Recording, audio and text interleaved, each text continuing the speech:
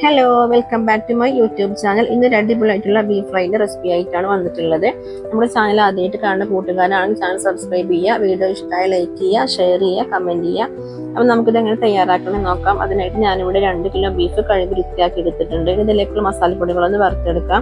3 table spoon മല്ലിപ്പൊടി, 1 teaspoon മഞ്ഞൾപ്പൊടി, 2 teaspoon മുളക് പൊടി ഇട്ട് കൊടുക്കാം. നല്ലപോലെ ഒന്ന് വറുത്തെടുക്കും. ഞാനത് ലോ ഫ്ലെയിമിലാണ് വറുത്തെടുക്കുന്നത്. ഇതിൻ്റെ കളറൊക്കെ മാറി വരുന്നത് നല്ലപോലെ ഒന്ന് വറുത്തെടുക്കാം.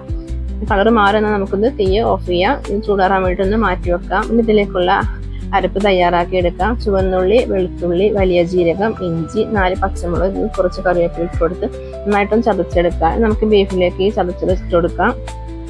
നമ്മൾ നേരത്തെ മാറ്റി വെച്ചിട്ടുള്ള ഈ വറുത്ത പൊടിയും ഇതിലേക്ക് ഇട്ട് കൊടുത്ത് നല്ലപോലെ ഒന്ന് മിക്സ് ചെയ്ത് കൊടുക്കാം. ആവശ്യത്തിനുള്ള ഉപ്പ് ഇട്ട് കൊടുക്കാം. കൈ വെച്ചിട്ട് നന്നായിട്ടൊന്ന് കുഴച്ചെടുക്കാം. ഇത് കുക്കറിലേക്ക് ഇട്ട് കൊടുത്തിട്ട് 8 വിസിൽ വരുന്നവരൊന്ന് നമുക്കൊന്ന് വേവിച്ചെടുക്കാം.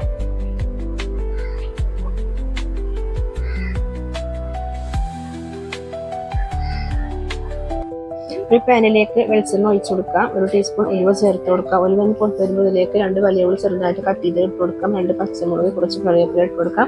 നല്ലപോലെ ഒന്ന് വഴറ്റി കൊടുക്കാം. ഉള്ളി നന്നായിട്ട് വഴന്നു വന്നാൽ ഇതിലേക്ക് തക്കാളി കട്ട് ചെയ്ത് ചേർത്ത് കൊടുക്കാം. നല്ലപോലെ മിക്സ് ചെയ്ത് കൊടുക്കാം. 1/2 ടീസ്പൂൺ ഉപ്പ് ചേർത്ത് കൊടുക്കാം. തക്കാളി നന്നായിട്ട് വഴന്നു വന്നാൽ ഇതിലേക്ക് 2 ടീസ്പൂൺ ബീഫ് മസാല ഇട്ട് കൊടുക്കാം. വീണ്ടും മിക്സ് ചെയ്ത് കൊടുക്കാം. നമുക്കിതിലേക്ക് വേവിച്ച് വെച്ചിട്ടുള്ള ബീഫ് ഇട്ട് കൊടുക്കാം. ബീഫിൽ കുറച്ച് വെള്ളം ഉണ്ട്, അപ്പോൾ അത് നന്നായിട്ടൊന്ന് വറ്റിച്ചെടുക്കണം.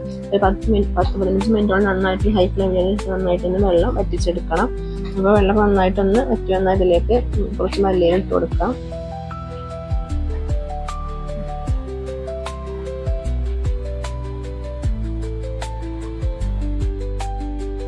ഇതിലേക്ക് 1/2 ടീസ്പൂൺ ഗരം മസാലപ്പൊടി ചേർത്ത് കൊടുക്കാം. നല്ലപോലെ ഒന്ന് മിക്സ് ചെയ്ത് കൊടുക്കാം.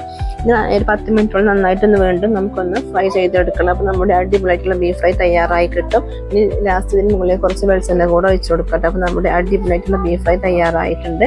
വീഡിയോ ഇഷ്ടമായാൽ ലൈക്ക് ചെയ്യണം, ഷെയർ ചെയ്യണം, ചാനൽ സബ്സ്ക്രൈബ് ചെയ്യുക. നിങ്ങൾക്ക് ഇഷ്ടപ്പെട്ടാൽ കമൻറ്റ് ചെയ്യുക. അപ്പോൾ അടുത്ത വീഡിയോ ആയിട്ട് വീണ്ടും കാണാം.